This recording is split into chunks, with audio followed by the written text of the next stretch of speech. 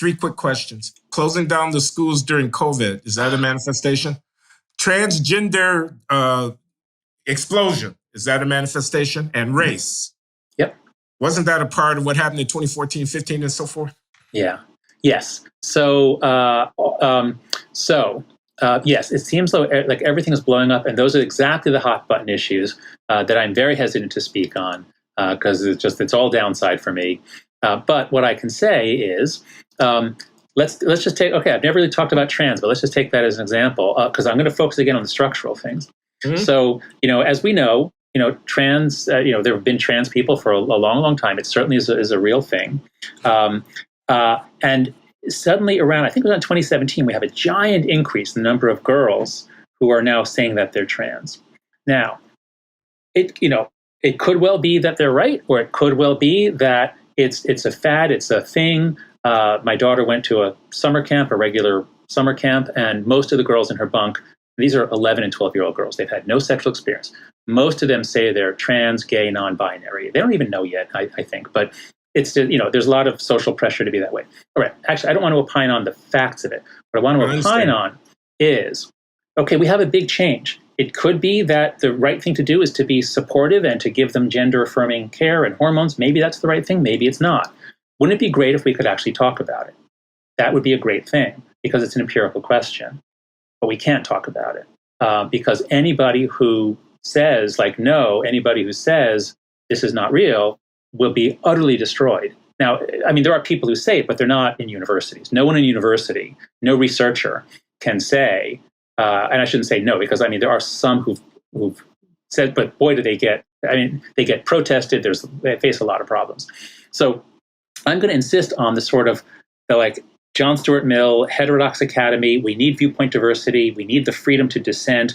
We need to come at each other, not with insults, but with evidence and arguments. And that's how we figure things out.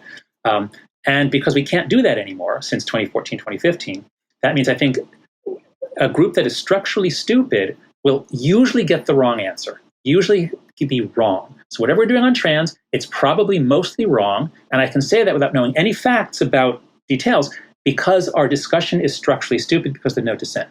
Now, on race, it's more complicated, but I'll just point out, and this might be where you're going, on race, these are incredibly complicated issues that have been at the center of the social sciences, at least since the 60s.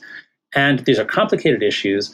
And let's say on, policing policy, we all would like to improve policing policy. As Musa Al-Gharabi and others have argued, and in Roland Fryer and many others, the police are killing too many people. It's not clear that there's a bias towards killing black people, but that's an empirical question. We should be able to discuss it.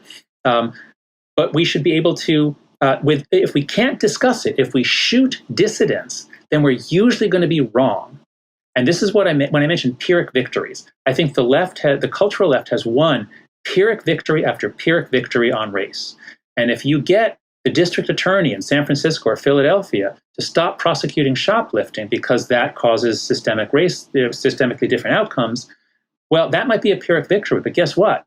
When crime skyrockets in your city, people flee the Democrats, they vote Republican, they leave the state. So if we had good policy discussions, we could actually get the right answer.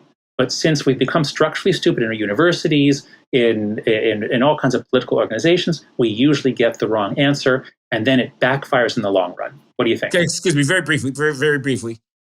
We know the right answer. Oh, we do? What's the right answer? Well, and it's a political struggle,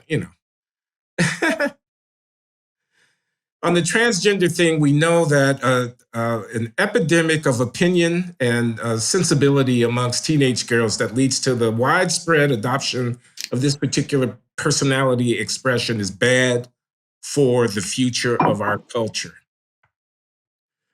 We know that, in effect, suspending the laws that against shoplifting and other such actions of disorder on behalf of an issue of racial justice is to, in effect, surrender the citadel. It's to give up on the very sinew that holds us together. We know that the creeping relativization of evaluation, of grading, of testing, of assessment of intellectual expression, justified by an argument about equity, an argument that takes ipso facto the disparity of performance between identifiable groups as a systemic failure. Indicting the system for racism, we know that's wrong. And the example that that motivated me to confront you when you came to Brown University, we know that 7 in 10 babies born to a woman without a husband amongst African Americans is an absolute catastrophe. Yeah, you're not going to have good outcomes if you've got that. Yeah. Okay. Now, I mean, I'm saying all those things. I mean, we know that if Charles Murray says IQ is one thing or another, as you would put it, he may be right or he may be wrong. But the issue is, what's the evidence showing, and not whether or not, as the Southern Poverty Law Center would have it, Charles Murray is a white supremacist for writing a book about IQ. Yeah, I mean, that's right. We know these things, and we know a lot of other things beside, and we're not alone in knowing them.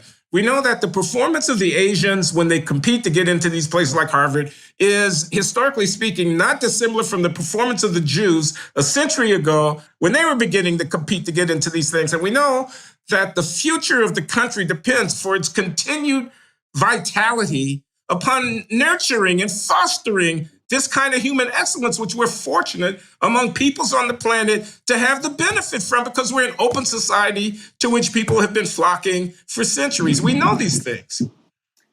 Yes. So I'm looking for where's my John Stuart Mill book? At Heterodox Academy, we put out an edition. Here it is. We put out an edition of All Minus One. And so I'm going to agree with every single thing you said that we know. I'm going to agree with it in the sense that I think it's probably or very likely to be right, in the sense that there's a lot of evidence supporting it. If I had to bet money, I would bet on, I think, each of the propositions you said. But John Stuart Mill, On Liberty, Chapter 2, one of the greatest philosophical works ever, one of the foundations of liberalism, one of the foundations of universities, he makes 3 arguments about why we must have viewpoint diversity and freedom of speech and inquiry. And his first argument is the opinion may possibly be true. That is, the critics of your opinions, even though it seems like they're wrong, if you look at all the things you said, I'll bet you're not entirely right on all of them. But we don't know which ones. And so you have to allow the critics. And so here's one where I don't know what the answer is, but it's complicated. So my kids go to New York City public schools. My son got into Brooklyn Tech. That's where he is. It's a very selective school. And they just use the one admission test. That's all they use. And then, of course, the forces on the left, they want to get rid of the test. They want to do all sorts of engineering to get racial equity. And I'm with you that if you use different standards for different races, if you lower, and this is going to have bad outcomes. But we certainly don't know that the test is the best way to go, because what the test rewards is IQ to some extent, but to a very large extent, it's how much are your parents willing to sacrifice your childhood to make you study every day after school. And the Chinese kids from these poor families, God bless them, they come here, they work hard, but what are they working at? They're working at the tests. And they get into the top schools, and then they get into the top universities. Now, that is certainly open to at least question. So I'm just going to say, I agree with all the things that you said, but yet, if you don't listen to the critics, you're going to miss that. You're going to just defend the test. We have to have the test. And I think that's actually wrong. Okay. And I don't know what the right answer is, because we don't have a good admission system. Let me observe that the reason I gave the examples that I gave is because those expressions of opinion that I just got giving voice to are the ones you can't say in the university without getting cashiered. That's right. So it's not as if I'm not allowing other arguments to be made. Yeah. Okay. Yeah. You're right. You're right. Yeah. That's true. And I've got to say, I've spoken a lot of center right, center left. The first time I was invited to speak at AEI, American Enterprise Institute. Arthur Brooks was a visiting fellow there, I think, in 2007 after the Happiness Hypothesis.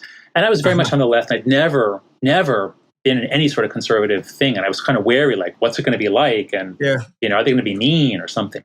But I have to say, when I go to speak in any sort of conservative setting, there's never like a consensus opinion that is enforced. No one gets angry.